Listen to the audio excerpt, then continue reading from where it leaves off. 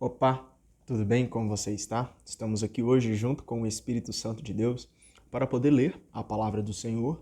Vamos ler hoje o livro dos Atos dos Apóstolos, vamos ler do capítulo 3 até o 5, tranquilo? Então já vamos dar início aqui com a leitura. Capítulo 3. Pedro e João iam subindo ao templo para a oração das 3 horas da tarde, quando viram trazer um homem coxo de nascença. Costumavam colocá-los todos os dias na porta do templo chamada Formosa, para pedir esmolas aos que entravam no templo. Quando viu Pedro e João entrando no templo, o homem pediu uma esmola. Pedro e João olharam bem para o homem, e Pedro disse: Olhe para nós. O homem olhou os dois com atenção, esperando receber alguma coisa. Então Pedro disse: Não tenho ouro nem prata, mas o que tenho eu lhe dou. Em nome de Jesus Cristo, o Nazareu, levante-se e comece a andar. Depois Pedro pegou a mão direita do homem e o ajudou a se levantar. Na mesma hora, os pés e tornozelos do homem ficaram firmes. Então ele deu um pulo, ficou de pé e começou a andar, e entrou no templo, junto com Pedro e João, andando, pulando e louvando a Deus. O povo viu o homem andando e louvando a Deus. Reconheceram que era ele quem ficava pedindo esmolas na porta formosa do templo, e ficaram admirados e espantados com o que havia acontecido com ele. Olha que lindo!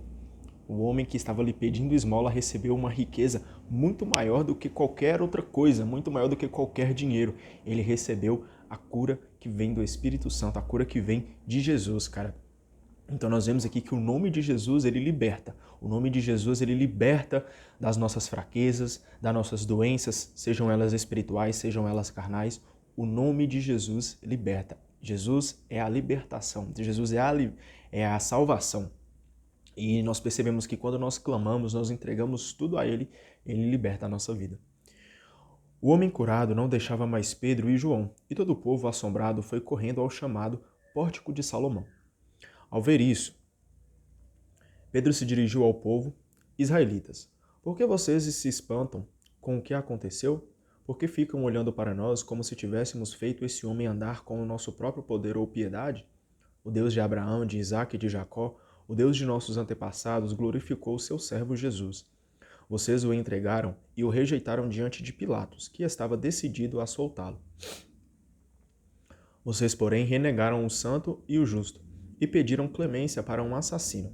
Vocês mataram o autor da vida, mas Deus o ressuscitou dos mortos, e disso nós somos testemunhas. Graças à fé do nome de Jesus, esse nome acaba de fortalecer este homem que vocês veem e reconhecem. A fé em Jesus deu saúde perfeita a esse homem que está na presença de todos vocês. Apesar disso, meus irmãos, eu sei que vocês agiram por ignorância, assim como os chefes de vocês. Deus, porém, cumpriu desse modo o que havia anunciado através de todos os profetas, que o seu Messias haveria de sofrer. Portanto, arrependam-se e convertam-se para que os pecados de vocês sejam perdoados. Então, para que nós sejamos perdoados, precisa haver conversão. Não ficar andando no mesmo caminho, fazendo as mesmas coisas, fazendo os mesmos pecados, agindo da mesma forma errada. Não, é converter e voltar a viver com Jesus, fazer a vontade dele, pois assim nós seremos perdoados. Assim vocês poderão alcançar o tempo do repouso que vem do Senhor, e ele enviará Jesus, o Messias que havia destinado para vocês. No entanto, é necessário que o céu o receba, até que se cumpra o tempo da restauração de todas as coisas, conforme disse Deus nos tempos passados, pela boca de seus santos profetas. De fato, Moisés afirmou: O Senhor Deus fará surgir entre os irmãos de vocês um profeta como eu. Escutem tudo o que ele disser a vocês. Quem não der ouvidos a esse profeta será eliminado do meio do povo. E todos os profetas que falaram desde Samuel e os seus sucessores, também eles anunciaram estes dias. Vocês são filhos dos profetas e dos homens, com quem Deus fez a aliança, quando disse a Abraão: através da sua descendência serão abençoados todas as famílias da terra. Após ter ressuscitado o seu servo, Deus o enviou em primeiro lugar a vocês para os abençoar e para que cada um se converta de suas maldades. Capítulo 4. Pedro e João ainda estavam falando ao povo quando chegaram os sacerdotes, o chefe da guarda do templo e os saduceus. Estavam irritados porque os apóstolos ensinavam o povo e anunciavam que a ressurreição dos mortos tinha acontecido em Jesus. Prenderam Pedro e João e os colocaram na prisão até o dia seguinte, porque já estava anoitecendo. Todavia, muitos daqueles que tinham ouvido o discurso acreditaram, e o número dos homens chegou a uns 5.000. Oh, glória a Deus! A igreja do Senhor está crescendo. No dia seguinte, se reuniram em Jerusalém os chefes, os anciãos e os doutores da lei. Aí estava o sumo sacerdote Anás e também Caifás, João Alexandre e todos os que pertenciam às famílias dos chefes dos sacerdotes.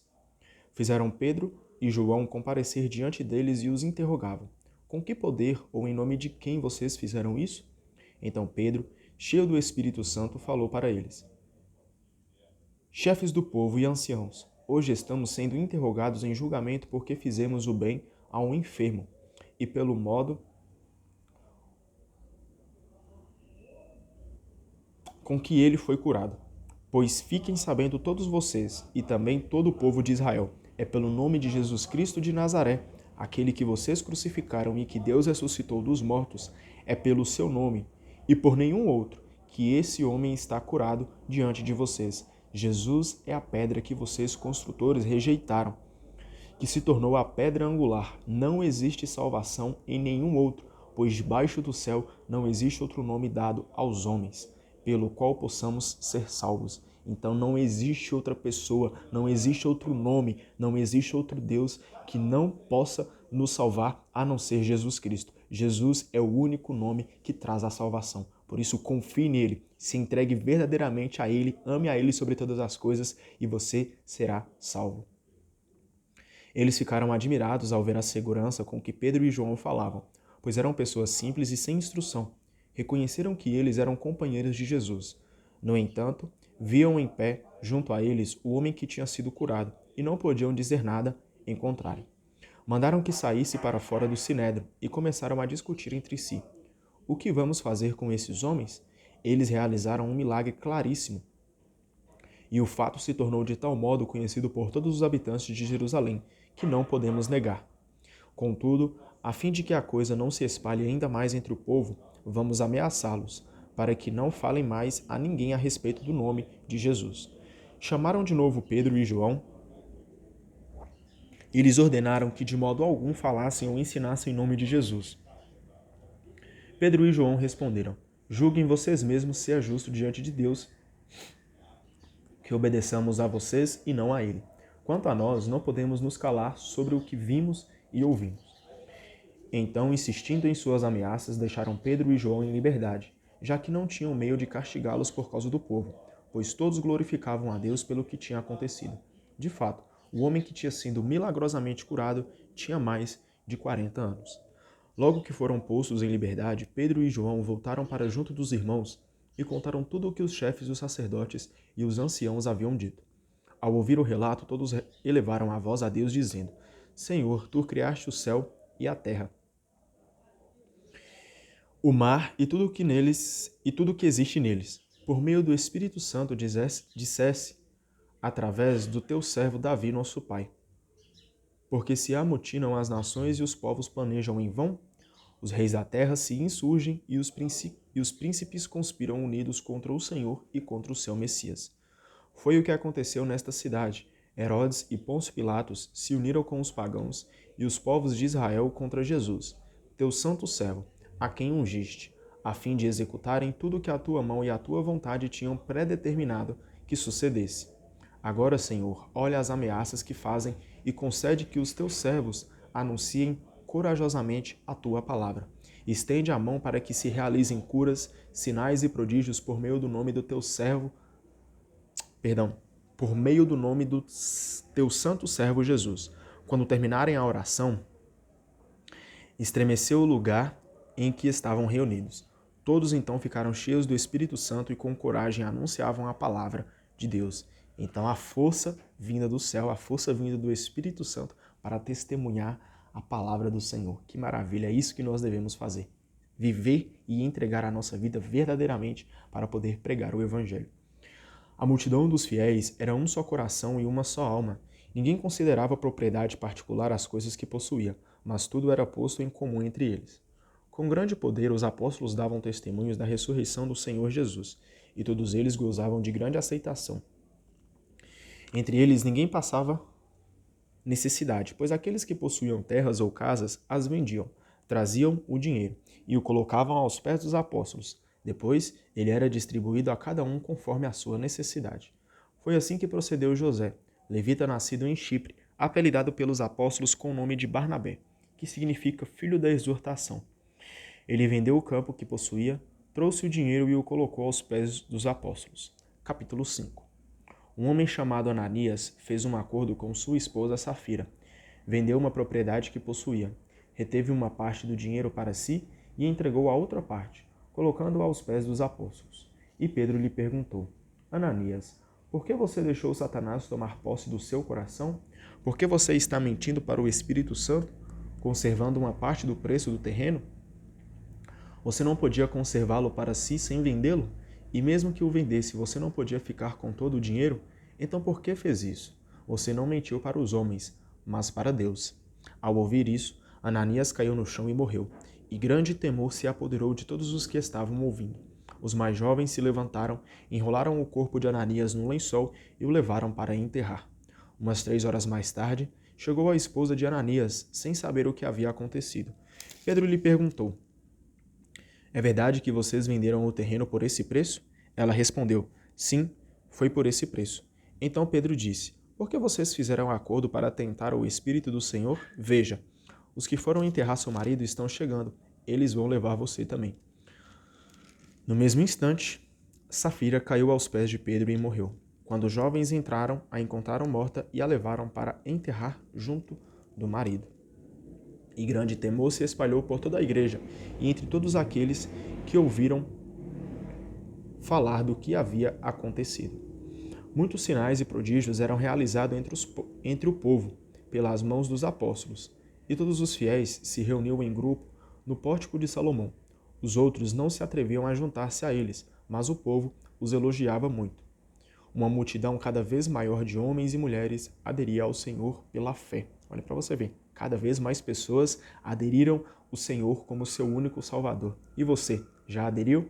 Que Jesus é o seu único Salvador? Se não, essa é a sua hora. Converta-se e aceite que Jesus, confie e tenha fé que Ele é o único Salvador da sua vida. Chegaram ao ponto de transportar doentes para as praças em esteiras e camas, para que Pedro, ao passar, pelo menos a sua sombra cobrisse algum deles. A multidão vinha até as cidades vizinhas de Jerusalém, trazendo doentes e pessoas tomadas por espíritos impuros, e todos eram curados. Então o sumo sacerdote, com todo o seu partido, isto é, o partido dos saduceus, ficaram cheios de raiva, e mandaram prender os apóstolos e jogá-los na cadeia pública. Durante a noite, porém, o anjo do Senhor abriu as portas da prisão e os fez sair, dizendo: Vão ao templo e lá continuem a anunciar ao povo toda a mensagem da vida. Eles obedeceram e, ao amanhecer, entraram no templo e começaram a ensinar. O sumo sacerdote chegou com os seus partidários e convocou o sinédrio, isto é, o conselho das pessoas importantes do povo de Israel. Então mandaram buscar os apóstolos na prisão. Os servos, ao chegarem à prisão, não os encontraram. E voltaram dizendo: Encontramos a prisão cuidadosamente fechada, e os guardas estavam apostos na frente da porta. Mas quando abrimos a porta, não encontramos ninguém lá dentro. Ao ouvir essa notícia, o chefe da guarda do templo e os chefes dos sacerdotes não sabiam o que pensar e se perguntavam o que poderia ter acontecido. Chegou alguém que disse para eles: Os homens que vocês colocaram na prisão estão no templo, ensinando o povo. Então os chefes da guarda do templo saiu com os guardas e trouxe os apóstolos, mas sem violência, porque eles tinham medo que o povo os atacasse com pedras. Levaram os apóstolos e os apresentaram ao sinédrio. O sumo sacerdote disse: Nós tínhamos proibido expressamente ensinar em nome de Jesus, e, no entanto, vocês encheram Jerusalém com a doutrina de vocês, e querem nos tornar responsáveis pela morte desse homem. Então Pedro e os outros apóstolos responderam: É preciso obedecer antes a Deus do que aos homens. Então olha para você ver o ensinamento que Pedro deixa aqui para a gente. É preciso obedecer antes a Deus do que aos homens. Enquanto todos estavam tentando calar os apóstolos para que eles não pudessem levar a palavra, eles continuaram firmes.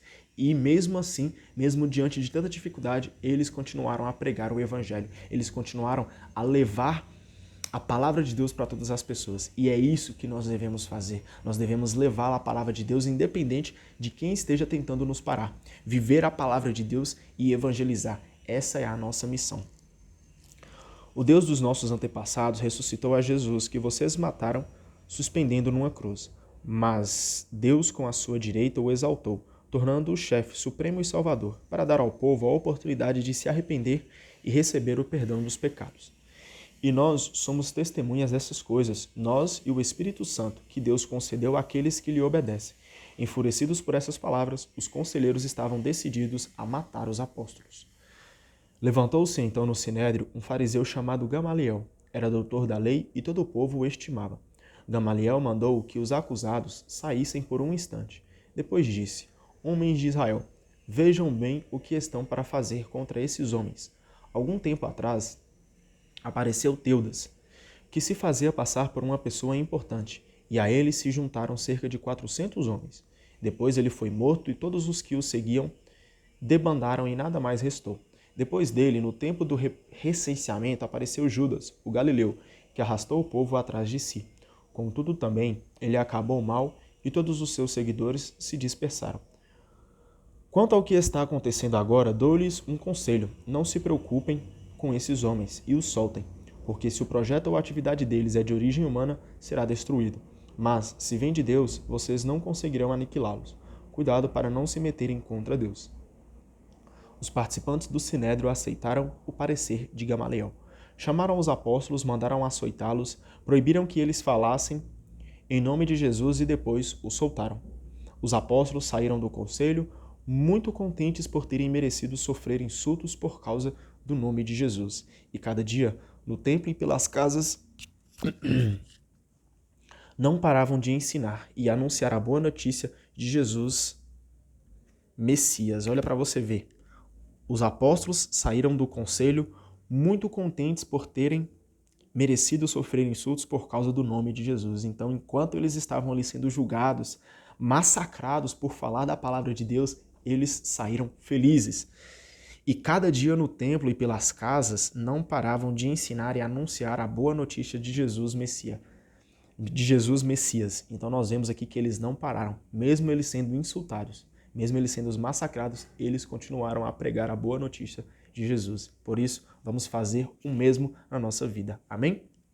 Assim a gente finaliza com a leitura do dia de hoje. Obrigado pela tua presença, Deus te abençoe. Até amanhã. Tchau, tchau.